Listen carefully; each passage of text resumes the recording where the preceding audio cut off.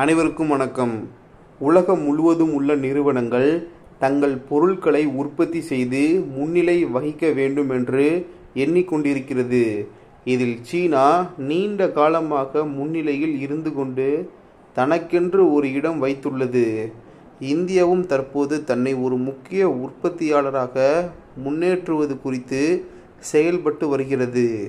ஆனால் இந்தியா உற்பத்தி உலகில் முன்னணி வகிக்க சில சவால்களை எதிர்கொள்ள வேண்டியுள்ளது.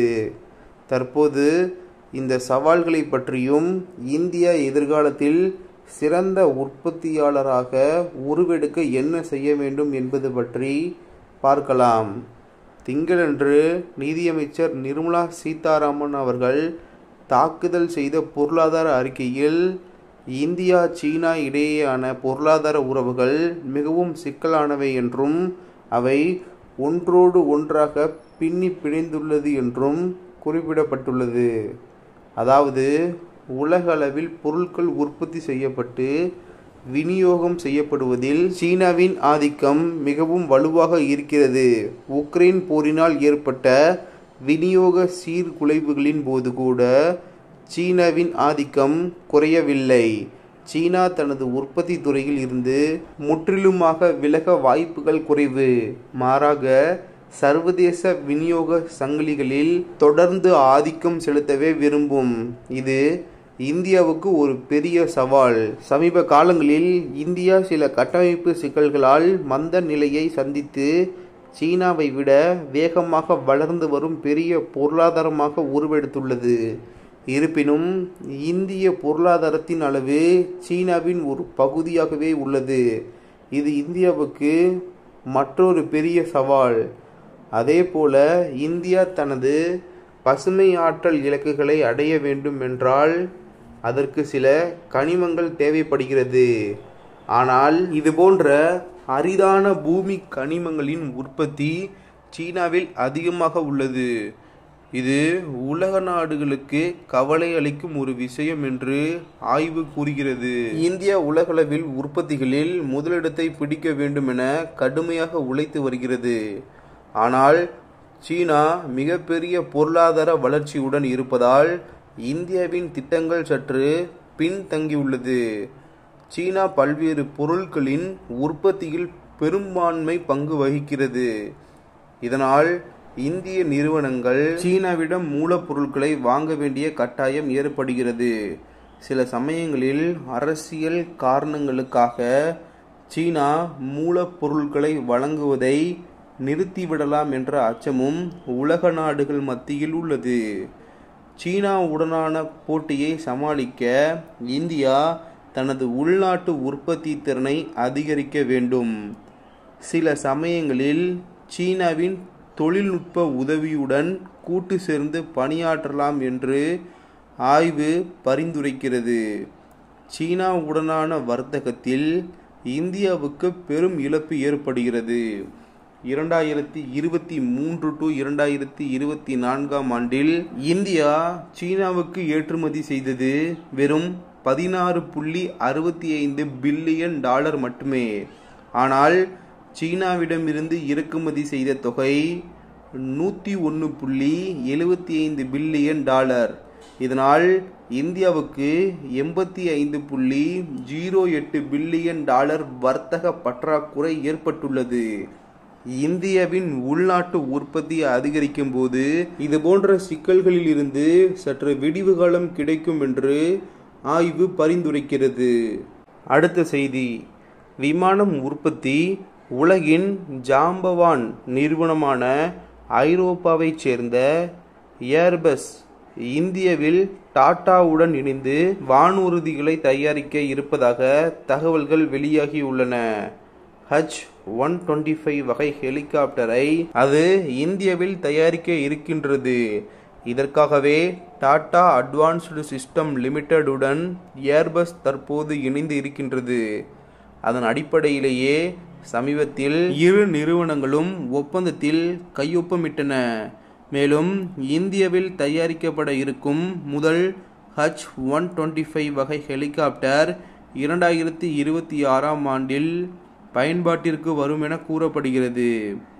இந்தியாவின் 8 முக்கிய பகுதிகளில் ஹெலிகாப்டர் தயாரிப்பதற்கான இடங்கள் தேர்வு செய்யப்பட்டு இருப்பதாகவும் தற்போது வெளியாகி இருக்கும் தகவல்கள் தெரிவிக்கின்றன. ஆனால் இதில் ஒரு இடமே தேர்வு செய்யப்பட இருக்கின்றது.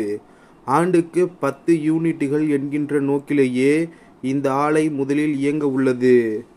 இதன் பின்னர் ஆண்டுக்கு 50 யூனிட்டுகள் உற்பத்தி என தயாரிப்பை விரிவாக்கம் செய்வதற்கான திட்டத்தையும் DASL மற்றும் ஏர்பஸ் நிறுவனங்கள் வகுத்திருக்கின்றன.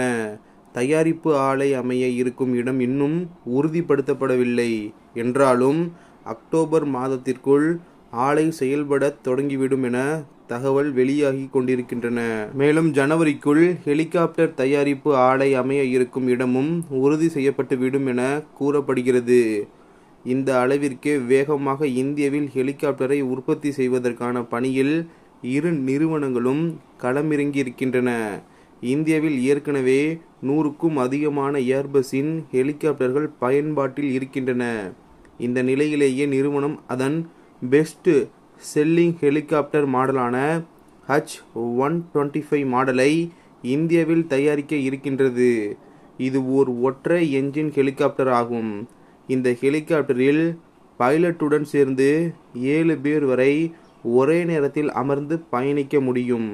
இந்த ஹெலிகாப்டரை பல நிலைகளில் பயன்படுத்தி கொள்ள முடியும். அந்த வகையில் தீயணைப்பான், மீட்பு பணி மற்றும் ஏர் ஆம்புலன்ஸ் உள்ளிட்டவையாகவே பயன்படுத்தி கொள்ள முடியும். இது தவிர சுற்றுலாத்துறையிலும் இதை பயன்படுத்தி கொள்ள முடியும் என கூறப்படுகிறது. இந்தியாவில் மட்டுமல்லாமல் இந்த நிறுவனத்தின் ஹெலிகாப்டர்களுக்கு நேபாளம், பூட்டான், வங்கதேசம் மற்றும் இலங்கை உள்ளிட்ட நாடுகளிலும் நல்ல வரவேற்பு கிடைத்து கொண்டிருக்கின்றது. ஆகையால் இந்தியாவில் தயாரிக்கப்படும் ஹெலிகாப்டர்கள் இந்தியாவிற்கு மட்டுமே இல்லாமல் ஆசியாவின் பிற நாடுகளுக்கும் விற்பனைக்கு அனுப்பி வைக்கப்படலாம் என எதிர்பார்க்கப்படுகிறது.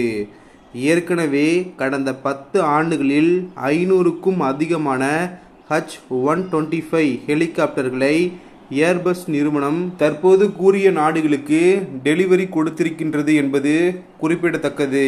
ஏற்கனவே இந்தியா வாகன உலகில் ஜாம்பவானாக இருக்கின்ற சூழலில் வானூர்தி உலகிலும் ஜாம்பவானாகும் முயற்சியில் டாட்டாவும் ஏர்பஸும் களமிறங்கியிருக்கின்றன. இந்த திட்டம் இந்தியாவின் ஆத்ம நிர்பார் பாரத், அதாவது தன்னம்பிக்கை இந்தியா திட்டத்துடன் ஒத்துப்போகின்றது. உள்நாட்டில் ஹெலிகாப்டர்களை தயாரிப்பதன் மூலம் இந்த மேட் இன் இந்தியா ஹெலிகாப்டர்களை வாங்கும் ஆபரேட்டர்களுக்கு நிதி நன்மைகள் கிடைக்கும். மேலும் மக்களின் வாழ்க்கையில் குறிப்பிடத்தக்க தாக்கத்தையும் இந்த நிலை ஏற்படுத்தக்கூடும் என தெரிகின்றது. குறிப்பாக விஐபிகள் பலர் இதன் வாயிலாக மிக பெரிய பலனை அடைவார்கள் என எதிர்பார்க்கப்படுகின்றது. இது தவிர இந்தியா விமான உற்பத்தியில் புதிய மைல்கல்லை எட்ட இருப்பதும் இதன் வாயிலாக உறுதியாகி இருக்கின்றது. இந்தியாவின் ஹெலிகாப்டர் தேவையை உலக நாடுகள் வாயிலாகவே பூர்த்தி செய்யப்பட்டு வருகின்றது.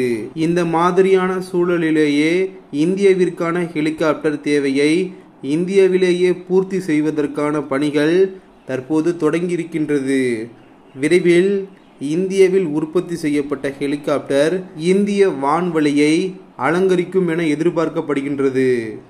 அடுத்த செய்தி, உணவு மற்றும் விவசாய அமைப்பு வெளியிட்டுள்ள புதிய அறிக்கையின்படி இந்தியா கடந்த 10 ஆண்டுகளில் காடுகளின் பரப்பை அதிகரித்த முதல் 3 நாடுகளில் ஒன்றாக திகழ்கிறது. இதில் சீனா 19,37,000 ஹெக்டேர் அதிகரிப்புடன் முதல் இடத்திலும், ஆஸ்திரேலியா 4,46,000 ஹெக்டேர் அதிகரிப்புடன் 2ஆம் இடத்திலும் உள்ளன. இந்தியாவின் நிலம் சீரமைத்தல் மற்றும் விவசாய காட்டு வளர்ச்சிக்கான முயற்சிகளை ஐநா பாராட்டியுள்ளது. இதற்காக ஒரு புதிய தேசிய கொள்கையை இந்தியா வகுத்துள்ளது குறிப்பிடத்தக்கது. இந்த அறிக்கை உலகளவில் காடு அழிப்பு குறைந்துள்ளதையும் சுட்டிக்காட்டுகிறது.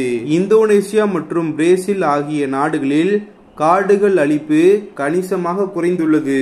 மேலும் உலகளாவிய மாங்குரோவ் காடுகளின் அழிவு 2000 to 2010 மற்றும் 2010 to 2020 ஆண்டுகளுக்கு இடையே 23% குறைந்துள்ளது. ஆனால் காலநிலை மாற்றம் காடுகளுக்கு பெரும் அச்சுறுத்தலாக உள்ளது என எச்சரிக்கை விடுக்கப்பட்டுள்ளது. மேலும் காட்டு தீயின் தீவிரம் மற்றும் அதிர்வெண் அதிகரித்து வருகிறது. அத்துடன் அமெரிக்காவில் 25 மில்லியன் ஹெக்டேர் காடுகள் பூச்சி மற்றும் நோய் தாக்குதலால் பாதிக்கப்படும் அபாயத்தில் உள்ளன என எச்சரிக்கை விடுக்கப்பட்டுள்ளது. வீடியோ இன்ஃபர்மேட்டிவாக இருந்தால் சேனலை சப்ஸ்கிரைப் செய்து கொள்ளுங்கள். நன்றி. ஜெய் ஹிந்த்.